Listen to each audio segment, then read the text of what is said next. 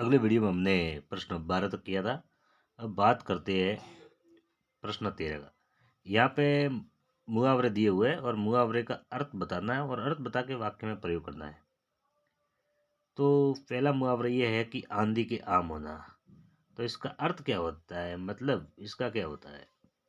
तो आंधी के आम होना मतलब बहुत ही सस्ती होना। वो चीज़ है सस्ता होना, तो बहुत सस्ता होना वो है। तो हम कह सकते हैं वाक्य में जैसे प्रयोग करें यहाँ पे, तो कह सकते हैं कि आजकल है ना सोना, सोना गोल्ड, आजकल सोना बहुत सस्ता हो गया था। हम कह सकते हैं कि आजकल सोना आंधी के आम हो गए हैं, इस तरीके से। फिर बात करते हैं चार शान लगाना, दूसरे मुहावरे का। तो इसका अर्थ होता है, चार शान लगाना, इसका अर्थ होता है शोभा बढ़ाना, शोभा, शोभा बढ़ाना। तो वाक्य में प्रयोग कर सकते हैं कि मुकेश जी शादी में आ गए और शाशांत लगा दिए। आपका भी नाम आप यहाँ पे लिख सकते हो कि भाई मुकेश जी आ गए, शाशांत लगा दिए। इस प्रकार से किसी कार्यक्रम में शोभा बढ़ेगी। आप वाक्य में प्रयोग अपनी ओर से भी कर सकते हो। ऐसा जरूरी नहीं कि जैसा किताब में लिखा हुआ वैसे ही आप कर सकते हो, अपने मन से भी आप लिख सकते हो। प्रश्न 16। तो यहाँ विलोम शब्द लिखनी है। तो जैसे जीवन का विलोम शब्द मरण दिया हुआ है, तो नीचे लिखे हुए विलोम शब्द बताना आपको। बात करते हैं सुखद। तो सुखद का विलोम शब्द होगा दुखद, दू लगाना आगे, बाकी वो का वही दुखद। यहाँ पे है साधारण। तो साधारण का विलोम शब्द होगा असाधारण, आगे अ लगाना है, असाधारण बन जाएगा। आगे प्रश्न हम करेंगे लघुरात्मक प्रश्न, जो 15 से 22 तक है। तो प्रश्न 15 है कि काश की चूड़ियों को पहनने वाली औरतों के प्रति बदलू काका के क्या विचार थे? जो काश की चूड़ियाँ औरतें पहनती थी उनके प्रति बदलू काका के विचार क्या थे? क्योंकि बदलू काका तो लाख की चूड़ियाँ बनाते थे। तो आप जो प्रश्न एक पढ़ते हो कि बदलू काका को काश की चूड़ियों से क्यों छेड़ थी, तो वो बातें आप यहाँ पे लिख सकते हो कि जो सुंदरता काश की चूड़ियों में होती है वो लाख की चूड़ियों में कहाँ है।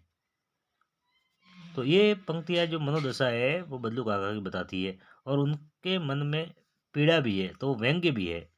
हारे हुए मन से या दुखी मन से अथवा व्यंग्य में बोले गए जो वाक्य है उनका सामने अर्थ भी नहीं होता है, तो वो कहीं ना कहीं व्यंग्य होता है। तो आप जो बल्लू काका की वो लाख की चूड़ियों के प्रति अपना प्रेम है और काश की चूड़ियों के प्रति जो छीड़ है वो आप यहाँ पर उत्तर लिख सकते हो। प्रश्न 16 कि साइकिल चलाना मेरा अधिकार है, महिला के इस बात के पक्ष में तर्क दीजिए। तो तर्क वैसे हम पाठ को पढ़ते हैं तो बहुत सारे तर्क आते हैं, तो वहाँ से हम तीन चार जो भी छोटे बड़े तर्क है उनको हम यहाँ पे लिख सकते हैं। तो कह सकते हैं कि साइकिल चलाने से महिलाओं में स्वतंत्रता का भाव आ जाता है, उनको आर्थिक आज़ादी मिल जाती है, सम्मान की दृष्टि से उनको देखा जा सकता है, खुशहाली और समृद्धि आती है, समय और श्रम की बचत होती है। इस प्रकार से और भी चीज़ें हम अपने अनुसार ऐड कर सकते हैं, जोड़ सकते हैं। प्रश्न 17 की बात करें कि सड़क पर चलते समय क्या सावधानी रखनी चाहिए, कोई चार सावधानी। तो आप चार पांच याद कर सकते हो, जिसमें आप नंबर 1 पे कह सकते हो कि हमें हमेशा सड़क की दाईं ओर चलना चाहिए, यानी लेफ्ट साइड, जो सड़क है उसके लेफ्ट साइड चलना चाहिए। बाइक चलाते समय हमेशा हमें हेलमेट का प्रयोग करना चाहिए। चार पहिया वाहन चलाते समय हमें सीट बेल्ट का उपयोग करना चाहिए। जो सड़क के किनारे सिग्नल बोर्ड लगे हुए हैं उनको हमें समझना चाहिए। जहाँ पे चिन्ह स्कूल की तरह लिखे हुए थे वह हमें धीरे चलना चाहिए। ब्रेकर पर हमें अपनी दो पहिया वाहन या चार पहिया वाहन की स्पीड, गति धीमी करनी चाहिए। और जहाँ सीनफ पे लिखा हुआ होता है कि यहाँ गाड़ी की जो स्पीड है, गति है, कम होनी चाहिए, तो उनके अनुसार हमें ये जो भी सावधानियाँ रखनी चाहिए। प्रश्न 18वां, आप अपने शरीर के अंगों की सफाई पर किस प्रकार ध्यान देते हैं? तो हम अपने शरीर पर विभिन्न प्रकार से ध्यान देते हैं, जैसे शरीर को साफ सुथरा रखना, साफ स्वच्छ जल से स्नान करना,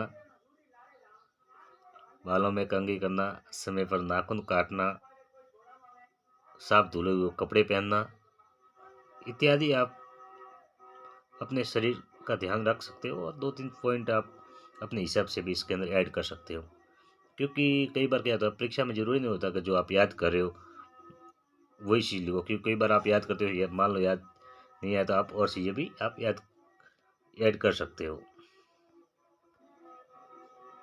प्रश्न 19वां है कि निम्नलिखित विशेषण शब्दों का प्रयोग करते हुए वाक्य निर्माण करना है। ये जो विशेषण लिखे हुए हैं वाक्य में प्रयोग करना है। तो इसका प्रयोग ये है कि सफ़ेद है, तो आप लिख सकते हो कि आज राम ने सफ़ेद शर्ट पहना, तो ये प्रयोग हो गया। गुलाब का फूल सुंदर लग रहा है, तो ये हो गया गुलाब का फूल सुंदर लग रहा है। ये गड्ढा बहुत गहरा है, इसका हम लिखे तो ये पानी एकदम से साफ और स्वच्छ है। इस प्रकार से आप ये जो शब्द है इनका आप प्रयोग कर सकते हो। जरूरी नहीं कि मैंने बोला है वही आप लिख सको, आप अपने अनुसार भी मतलब लिख सकते हो, क्योंकि जो ये विशेषण शब्द है ये बहुत सारे वाक्यों के साथ प्रयोग में किए जाते हैं और किए गए हैं। बात करते हैं प्रश्न 20वां। नीचे लिखे पंद्यास की सप्रसंग व्याख्या करनी है। ये जो पंद्यास है कि कछु भाभी हमको दियो, सो तुम काहे न देत, चापी पोटरी काक में रहे कायो केतु एतु। तो हमें सबसे पहले सप्रसंग लिखना होगा। सप्रसंग ये कहता है कि ये जो दोहा आया है, ये पद्य आया कहाँ से आया, तो आप सप्रसंग ये लिख सकते हो कि प्रस्तुत पंद्यास हमारी पाठ्य पुस्तक वसंत भाग 3 से कवि नरोत्तम दास के रचित सुदामा सरित नामक पाठ से लिया गया है। ये तो आ गया सप्रसंग। फिर आपको लिखना है व्याख्या।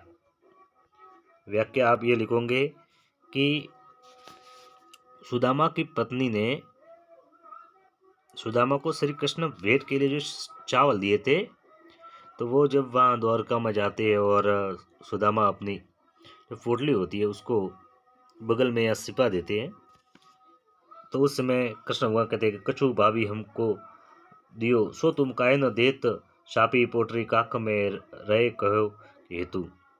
कि जो हमारे लिए भाभी ने भेजा है तुम हमें क्यों नहीं दे रहे हो।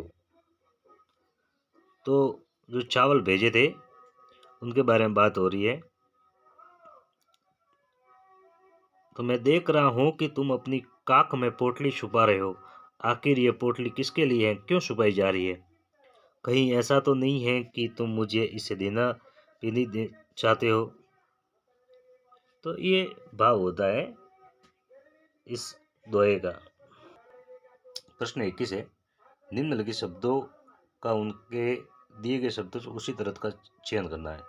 तो ये जो शब्द है उनको मिलाना है। तो हम जैसे जो आ रहे पहले उनको मिला देते हैं। तो बात करते हैं दिशि। दूसरा, तो दिशि का होता है दिशा। बेरी यानी दुश्मन, ये चौथा का ये मिल जाएगा न वाला। बेरी यानी दुश्मन। क्रोध यानी गुच्चा, तो सट्टे का मिल जाएगा ग। फिर ज्ञान यानी जानकारी, ख से मिल जाएगा। फिर दहु यानी 10, क्या बच गया आपा, आपा यानी अहम। इस प्रकार से ये है।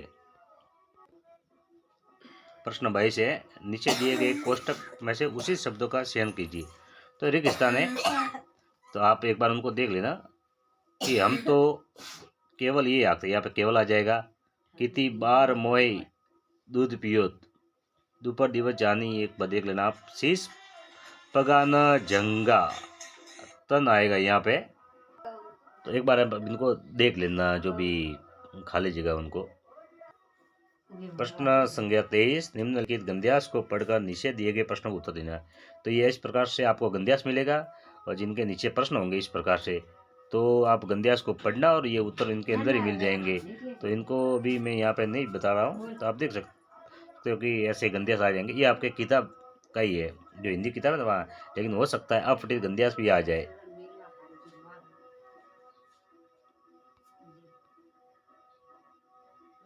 इस प्रकार से ये प्रश्न आते, 4-5 आते, इतना ज़्यादा कोई है नहीं।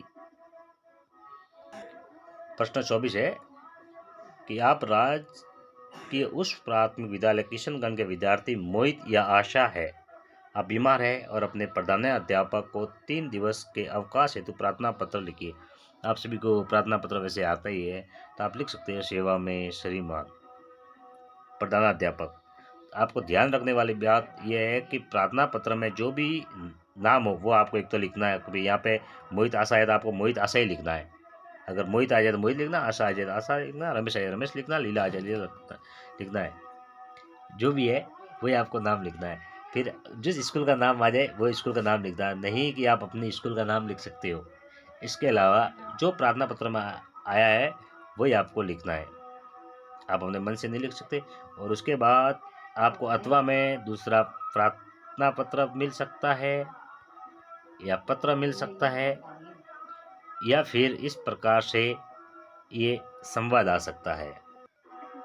तो ये संवाद हो सकता है जिसके अंदर आप संवाद का मतलब वार्तालाप, आप वार्तालाप कर रहे हो। जैसे यार रमेश है, रमेश ने कहा कि सोहन तुम्हारे हाथ में क्या है, तो सोहन ने कहा मेरे हाथ में पुस्तक से भरा थैला है। तो रमेश कह सकता है कि भाई ये आपने कहाँ से लाया, तो सोहन फिर दुकान का नाम बताएगा, फिर वापस तो दोनों में कितने पैसे है क्या है। तो वार्तालाप जैसे दो मित्र बात करते ना, वो वार्तालाप वही संवाद है यहाँ पे, ठीक है।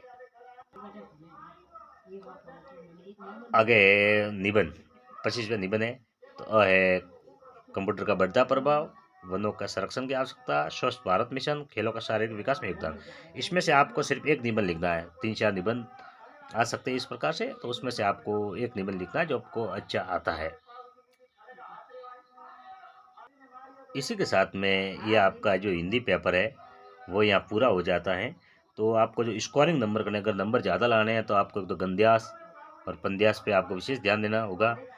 इसके अलावा आपको जो प्रार्थना पत्र है उसको अच्छी तरीके से याद करना होगा, और निबंध है